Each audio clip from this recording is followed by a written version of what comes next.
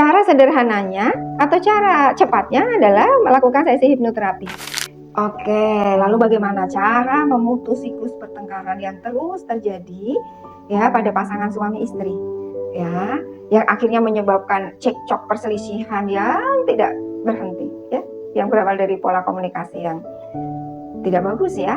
Nah, cara sederhananya atau cara cepatnya adalah melakukan sesi hipnoterapi ya, melepas emosi negatif ya yang mungkin tersimpan sedari kecil, kemudian akan ditanamkan sugesti positif bagaimana menjadi seorang istri atau seorang suami yang tenang, yang sabar, yang penuh kasih sayang, seperti itu ya.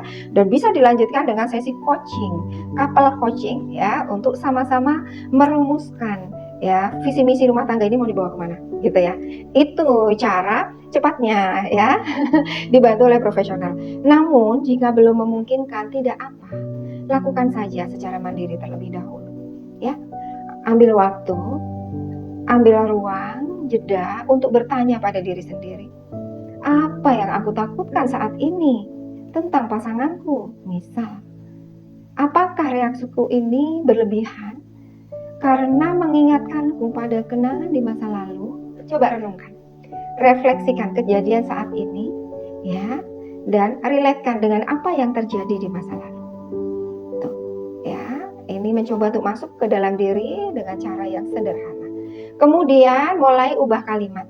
Misalnya nih, ya, berbicara dengan pasangan, kamu tuh egois, nggak pernah dengerin aku, nggak bisa pahami aku, dan lain sebagainya. Ya, itu kan menyerang ke personalnya ya, ke pasangan. Ganti dengan, aku sedih ketika tidak punya teman ngobrol.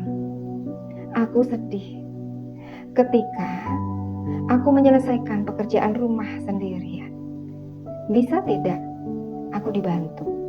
Nah, nih ya, komunikasinya diganti lebih asertif ya.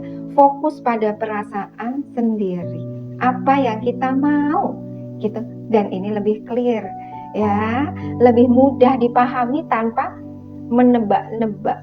Oke, kemudian sepakati, bikin aturan bersama ketika sedang dalam keadaan baik-baik saja ya, bikin aturan ya. Kalau kita mulai emosi, kita ambil jeda, istirahat dulu 5 menit atau 10 menit. Masing-masing diam ya.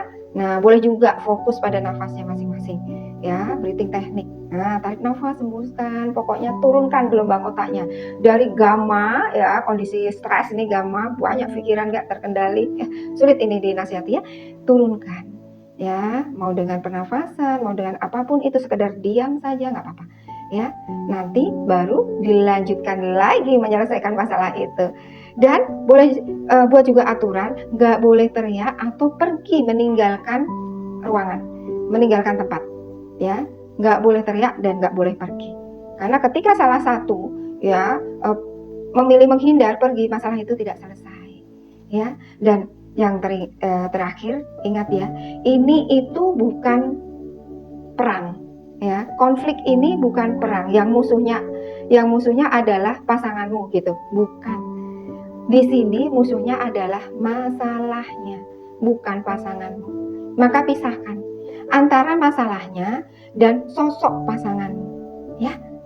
Iya, agar tidak saling menyakiti ya, yang mau diselesaikan masalahnya. Lihat pasangan sebagai orang yang juga sakit hatinya. Ya tentu dong ya. Nah, pasangan kita juga punya perasaan gitu ya. Lihat pasangan sebagai orang yang juga sakit hatinya, bukan sebagai musuh. Ya. Jadi intinya memperbaiki komunikasi itu bisa membantu menyembuhkan luka lama. Memang butuh waktu dan kesabaran. Kalau memang sulit sekali, ya boleh minta bantuan profesional. Itu bukan tanda kamu lemah ya, tapi peduli sama rumah tanggamu. Agar rumah tanggamu tidak selalu terus-menerus mulai dari nol terus, biar itu SPBU saja. Oke?